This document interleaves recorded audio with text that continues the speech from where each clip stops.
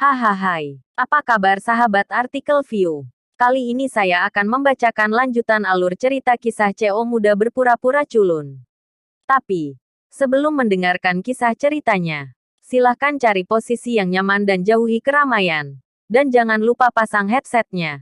Dan inilah alur cerita kisah CO muda yang berpura-pura culun. Episode 264. Kisah CEO muda yang berpura-pura culun. Anjas benar-benar memandang rendah Andika. Dan tembakan pertama adalah 1 miliar. Tetapi bahkan jika Andika memiliki 1 miliar, apa yang bisa dia lakukan? Dapatkah dia membuat gelombang di Bandung? 1 miliar akan segera dikalahkan oleh Andika. Dia tidak perlu khawatir. Adapun karyawan perusahaan, saya akan merekrut sekelompok talenta untuk menetap, kata Ariel. Apakah kamu kenal seseorang dari perusahaan WGM? Kauri bertanya dengan bingung. Kontak Ariel tampaknya tersebar di semua lapisan masyarakat. Jadi apakah tidak ada teman yang tidak dia kenal? Seorang suami yang maha kuasa. Ada beberapa teman di daerah ini. Tetapi kamu harus berjanji padaku bahwa setelah masalah ini selesai, kita harus pergi untuk membuat foto pernikahan. Jika tidak, dinding rumah akan terlalu bergoyang. Ariel berkata dengan sebuah senyuman. Kauri tidak menolak permintaan yang disengaja oleh Ariel atas masalah ini sebagai syarat. Karena dia sudah lama ingin melakukan ini. Tetapi dia tidak punya waktu luang. Oke. Tapi beberapa hari ini, kamu harus istirahat di rumah sakit. Karena kamu sangat kuat. Tidak masalah untuk menunda beberapa hari lagi. Kata Kauri. Ariel tersenyum dan berkata, tentu saja tidak ada masalah. Biarkan badut-badut ini bangga selama beberapa hari. Area Villa Puncak. Nicholas sedang memasak teh. Sementara Yoga, yang cemas, berada di sisi yang berlawanan. Salah satunya tenang. Dan yang lainnya cemas dengan senyum masam, membentuk kontras yang tajam. Ya Tuhan. Apakah ada yang salah dengan informasi Anda? Jika Ariel tidak seperti yang Anda pikirkan, kali ini keluarga Wijaya akan selesai. Anda mengatakannya terlalu dini. Bagaimana Anda bisa mengabaikan masalah ini? Jika bukan karena kata-kata Anda, Zidan tidak akan begitu kacau. Yoga berkata bahwa perusahaan keluarga Wijaya telah menyebar, dan Zidan secara pribadi mengirimkan berita tersebut. Siapapun yang bekerja sama dengan perusahaan keluarga Wijaya Zidan akan membuat bangkrut perusahaannya. Begitu pernyataan ini keluar, perusahaan-perusahaan itu beralih ke Zidan. Dalam pandangan Yoga, keluarga Wijaya akan hancur. Lihat dirimu sangat cemas.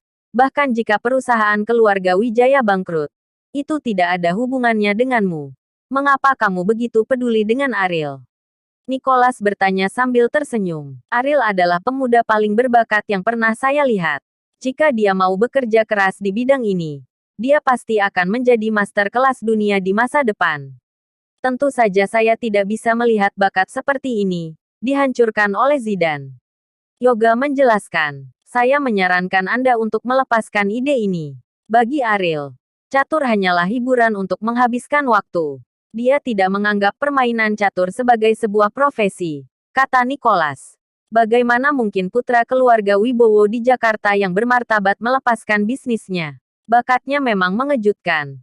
Tetapi menurut Ariel, mungkin hanya membosankan untuk dimainkan. Mengapa? Jika dia menjadi terkenal, dia akan bisa menyingkirkan reputasinya yang tidak berguna. Bukankah dia menginginkan kesempatan yang begitu bagus?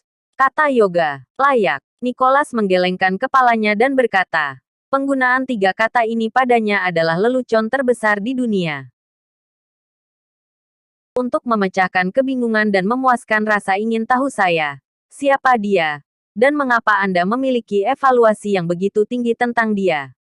Yoga sangat ingin duduk di sebelah Nicholas. Keingintahuannya seperti kucing menggaruk. Dan itu menyakitkan. Identitas Ariel terlalu kuat. Bahkan Nicholas tidak akan berani berbicara omong kosong. Tetapi melihat Yoga terlihat tidak sabar, Nicholas tidak bisa menahan keinginan untuk berbicara. Ya Tuhan, kita sudah saling kenal selama bertahun-tahun. Tidakkah kamu percaya padaku? Orang ceroboh macam apa aku ini? Yoga melanjutkan. Nicholas berdiri. Dia mengambil napas dalam-dalam.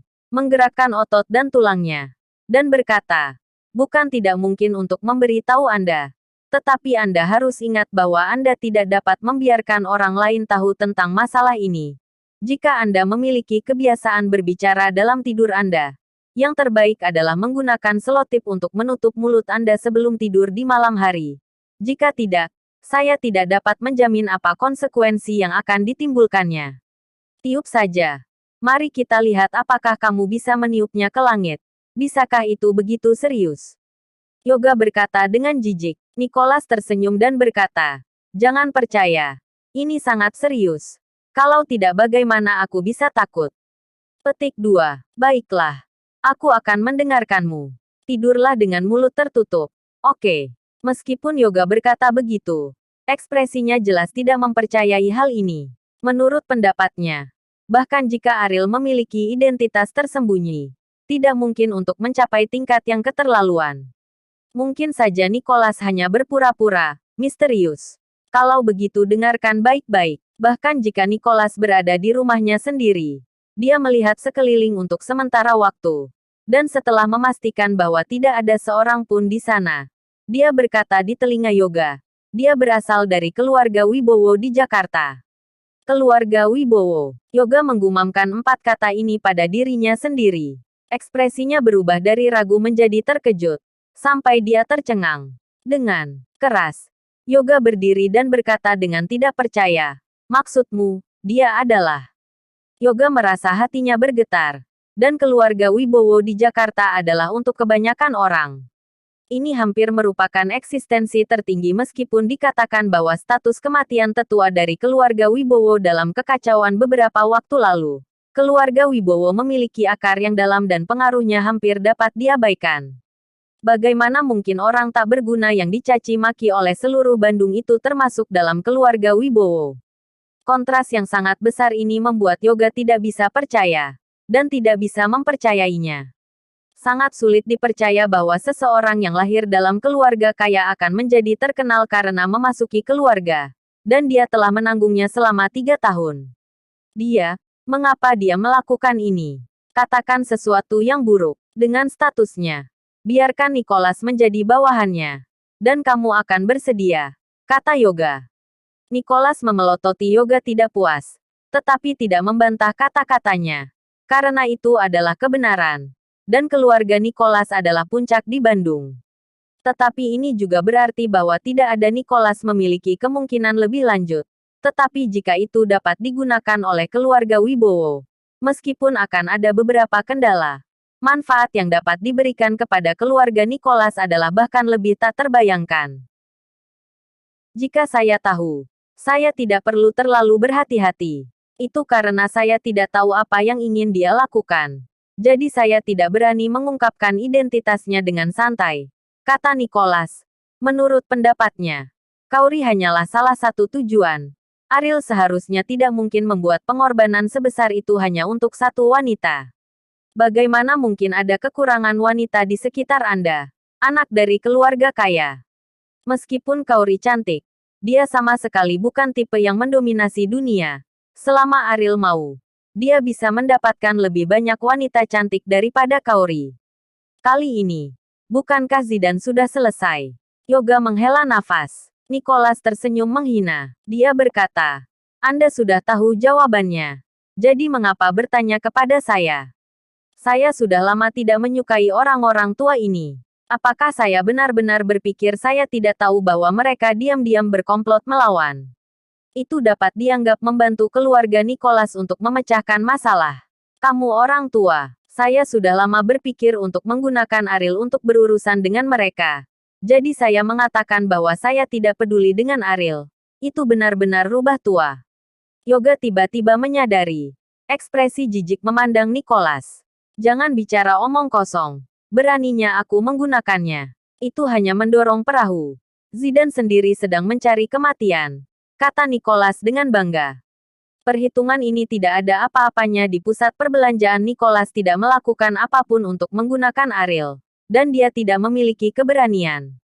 Sekarang orang-orang tua itu masih bangga. Beritahu mereka identitas Ariel. Saya tidak tahu apakah mereka bisa menangis. Yoga menggelengkan kepalanya.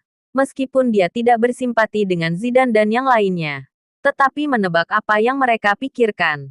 Akan seperti pada akhirnya, tidak dapat dihindari bahwa akan ada beberapa emosi. Kelompok Zidane memang sangat bangga sekarang. Dalam sehari, semua kerjasama eksternal dari perusahaan keluarga Wijaya runtuh. Dan ini hanya karena kata-kata Zidane. Ketika mereka berpikir bahwa keluarga Wijaya tidak memiliki kesempatan untuk berbalik, Kaori juga membayar harga yang menyakitkan untuk melindungi perilaku Ariel. Seorang wanita adalah seorang wanita. Dia memiliki rambut panjang dan pengetahuan pendek. Dia tidak tahu bagaimana memikirkan masa depannya sendiri. Apa gunanya menutupi orang yang tidak berguna seperti itu? Sekarang tidak ada teman.